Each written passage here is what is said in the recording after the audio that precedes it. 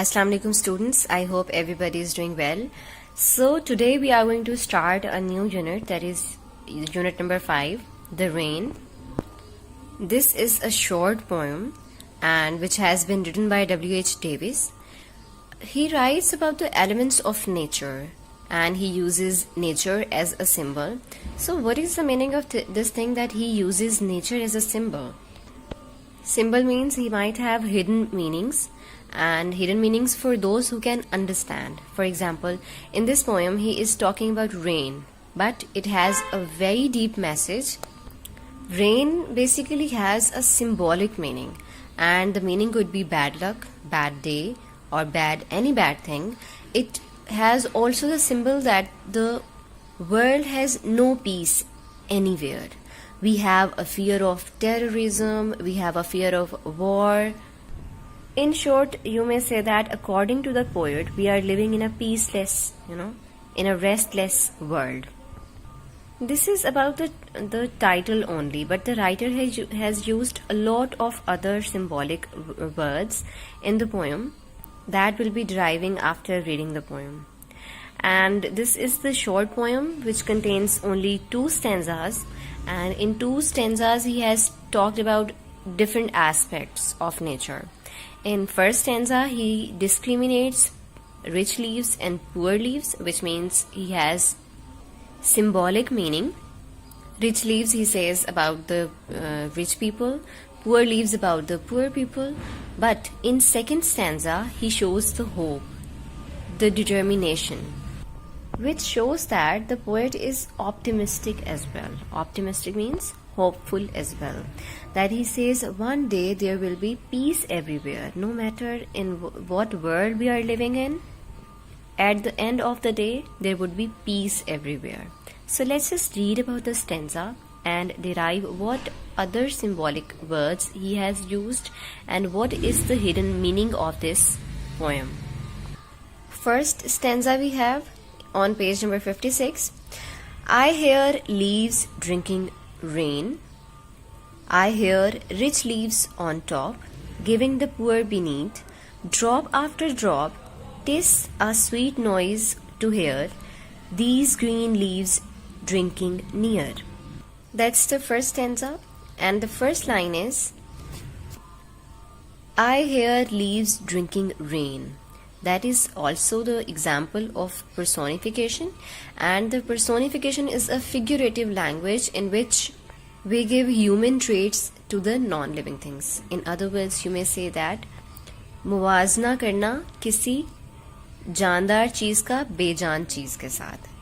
As if here I hear leaves drinking water. How can a leaves drink water? So that's the human trait is being compared with the leaves. So that is an example of personification. I hear rich leaves on top, giving the poor beneath, which means the rain water, upper leaves are taking first, and what remains they trickle down to the poor leaves. Drop after drop, 'tis a sweet noise to hear. 'Tis here it is used as a contraction, that is a mixture of 2 words. It could be it is or this is. 'Tis a sweet noise to hear, these green leaves drinking near.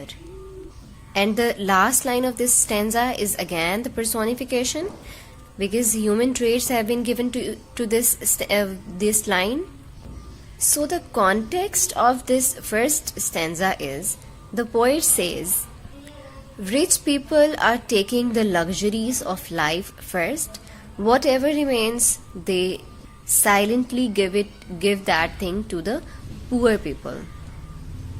You may say that every luxuries, every ease, and everyness that we can see, that has been given to the rich people first, and whatever remains, that has been given to the poor people. So we may say that in this poem the poet clearly expresses his lovely view about the rain and the social discrimination found in our society. and he feels as if leaves are drinking raindrops. When the rain water sprinkles on the leaves, it creates a sweet and music, or you may say that melodious sound. It gives joy and pleasure as well. He describes that the rich leaves which are on the top, after quenching their thirst or after fulfilling their thirst, are passing on the drops one by one to the poor leaves beneath. This is basically a metaphor as well. Metaphor is something that we use in poems, which means two unlike things are being compared together. And the meaning of this metaphor is that the rich get a golden chance first, and whatever remains trickle down to the poor. The rich leaves that the poet has used over here is the symbolic meaning of rich people, and the poor is the symbolic meaning is the poor people. Let's move towards the second stanza. And when the sun comes out. In first stanza we have discussed that all the luxuries have been taken by rich people. So the second stanza, that is showing hope that when the sun comes out, after this rain shall stop, a wondrous light will fill each dark round drop. I hope the sun shines bright, it will be a lovely sight. How artistically the poet has brought the contrast between social discrimination. And when the sun comes out, after this rain shall stop. He says that after this rain, when the sun would come out, a wondrous light will fill each dark round drop. That sunshine would brighten up each and every dark corner, each and every part of the tree. Or you may say that the poet is determined that when the sun will come out from the clouds, the rain will stop, and there would be equality in the society, just like the sunshine which illuminates each and every dark raindrop and benefits everyone all over the world. In the same way, the pleasures and joys of the life would equally be given to the poor people as well. The rich would become just and equitable, and the poor would become more cooperative, and all of the people in the world would equally be enjoying their equal rights. So we can say that the poet is positively thinking that one day the social discrimination would be ended.